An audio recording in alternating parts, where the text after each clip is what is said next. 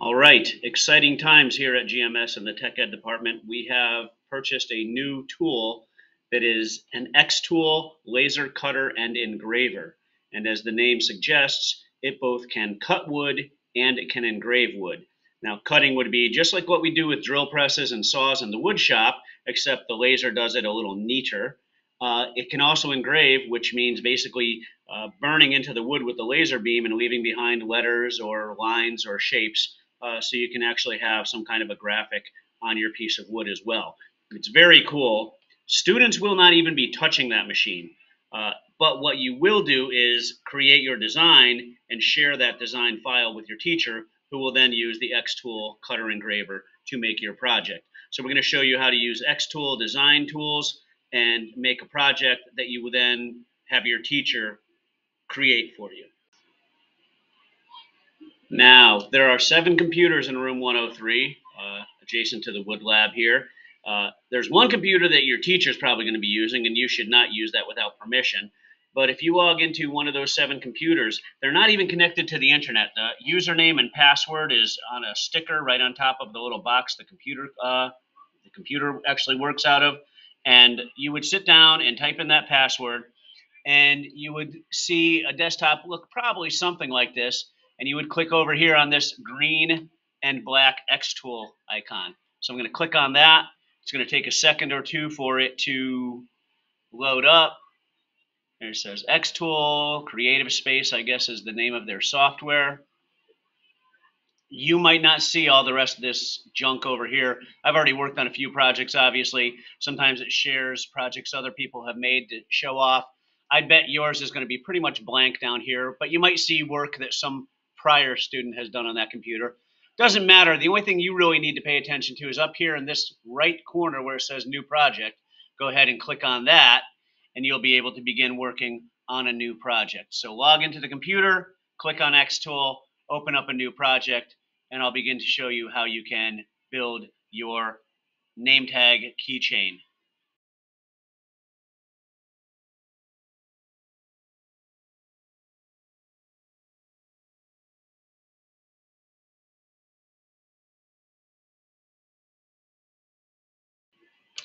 All right, so it kind of looks like a piece of graph paper, doesn't it, here?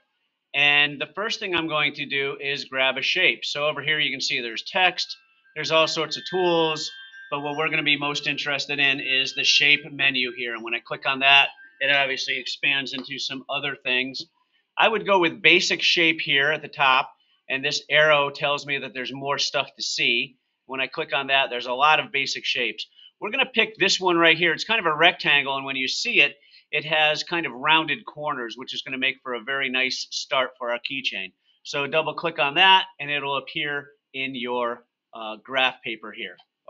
So right now, if you look over on the right-hand side, way over here, where you can see things hopefully moving, it says 1.575 by 1.575. Right now, if I move this thing, it's going to grow the same on both sides, okay? So what I'm going to do instead, when I click on it, is this button right here is called Lock Aspect Ratio. You don't need to know what that means, just turn it off. You'll have a little X through that, and now I can stretch this guy.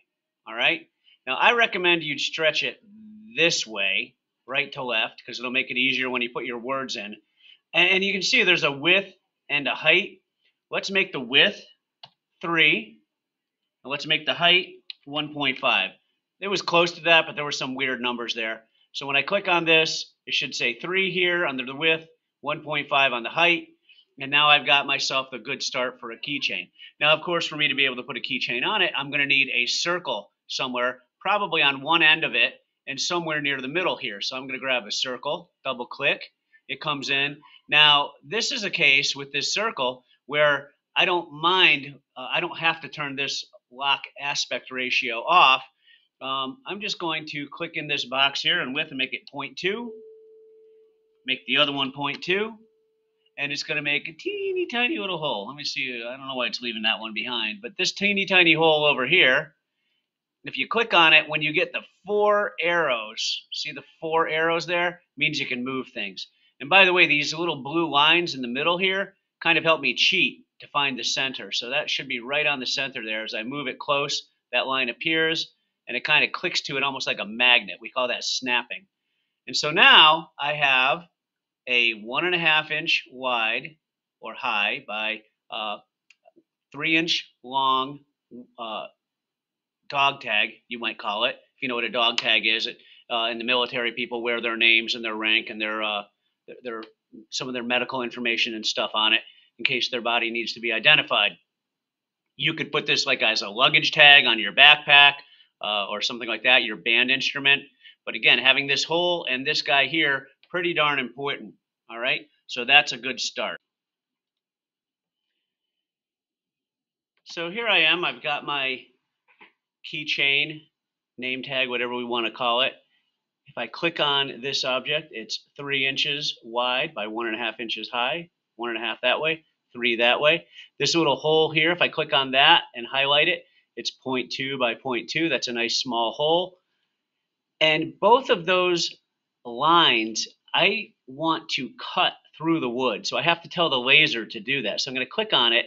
And over here, I need to make sure that instead of engrave or score, I'm going to click on the word cut. And I have to change the power. I'm going to change the power to 100. And I'm going to have the speed at 12. All right. So you type those in, and now that will cut that through the piece of wood that we want to become our actual keychain. Now I have to do the same thing with the hole, because that hole is just like as though I was drilling a hole. I don't want to score or engrave. I want to cut it. So make sure cut is kind of lighter there. And same thing with the power. 100 on the power and 12 for the speed. All right. Now we're going to decorate it, and the parts we're doing now, we're not going to cut through the wood. We're just going to burn into the surface of the wood, almost like writing on the wood. So the first thing I'm going to do is grab a text box, and if I click on this T over here, it gives me a cursor. Whoa, that's big. Don't sweat. We'll be able to make that smaller later. First thing I'm going to do is put my cursor in there, and I'm going to type Mr. Pat. Okay? Now over here on this far side where it says text, I can change the style of text. You can do all kinds of crazy things. I would say don't do anything, that looks a little weird. Keep it something that's simple and going to be easy for the laser to cut cleanly, and that people will be able to read it. Okay? If you go in some kind of fancy font, it's probably not going to work so good. All right?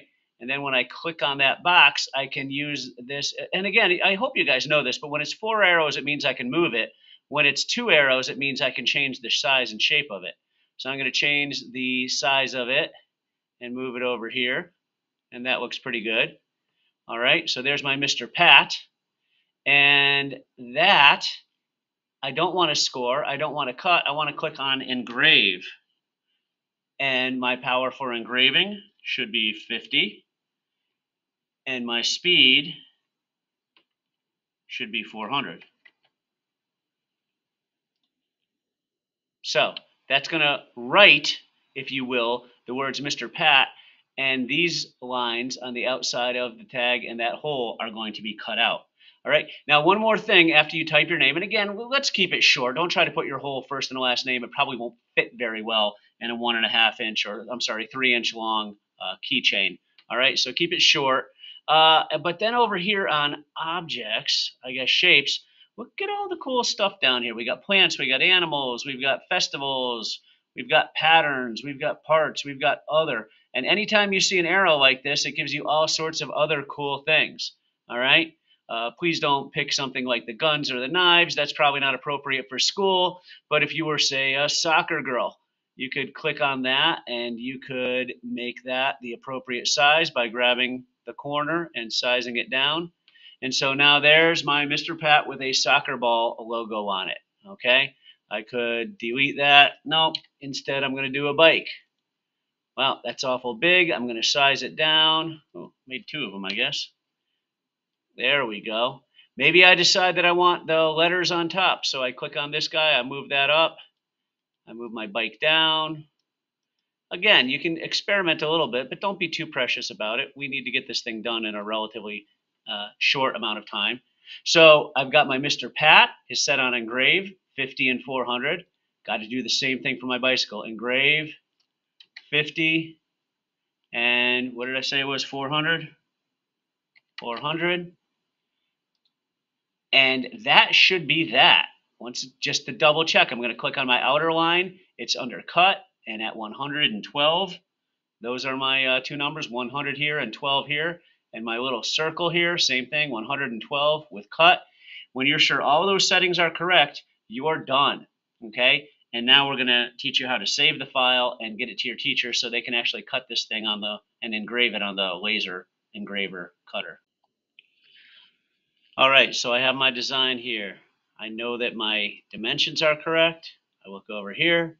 I know that my cut, speed, and power are right. And same thing on my engraving. And it all looks nice. Now I need to get it to my teacher. All right. Now, each one of the computers you're working on has a number. And hanging on the back of the monitor on a little string is a USB flash drive that you're going to plug into the box of the computer right in front of it. And when you do, you should hear a little ding. And if you click down here on the File Explorer folder, way down the bottom, and you might not see all these things here, but there'll be a thing that says USB drive D, okay? And so that's what you're going to save this file to, and then give the flash drive to your teacher. You can't email it to them because these computers aren't even connected to the internet. In fact, you're probably watching this video on your Chromebook as you sit in front of the computer. I know, a little weird, okay? But we're going to click here under this main menu drop down. We're going to go File, Save As. And if I have to scroll down a little bit, I'm still looking for that USB drive. Now you may see other files. There may not be anything in here. This has to have your name in it. So I'm going to go Steve Patarini, first and last name, maybe even P1, whatever period you have, okay? And then I'm going to hit Save. Now, I like to double check and make sure it actually worked.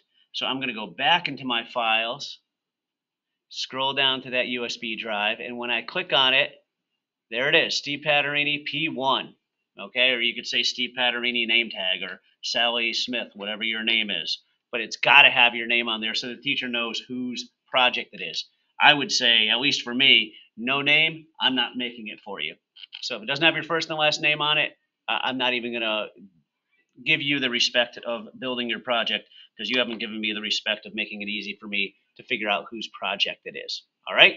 So it is there. Now, one more trick you have to do down here in the bottom, there's a little arrow here. You've got to click on that and safely remove hardware and eject media. Before you go yanking that USB drive out, click on that, eject disk. And again, you might get, there it is, safe to remove hardware. Now you take that and you literally, we call it sneaker net because you use your feet. You walk this over to your teacher and you hand that to them and you say, hey, Mr. Pat, Ms. Adorno, would you please print this for me? And they might be able to do it that minute. They might not get it to you until the next day, but that USB drive has your file on it. And, you know, you could save it, I guess, on the desktop or in the downloads, but everyone else uses these computers. Again, they're not on the internet, and a lot of people are going to be sharing them. So pretty much that file on that USB drive is what's really important to you. All right. You do that, and basically this activity is done. Your teacher will hand you a cool engraved and cut by laser keychain tag, and we're using some pretty cool technology. All right. Have fun. Good luck and enjoy.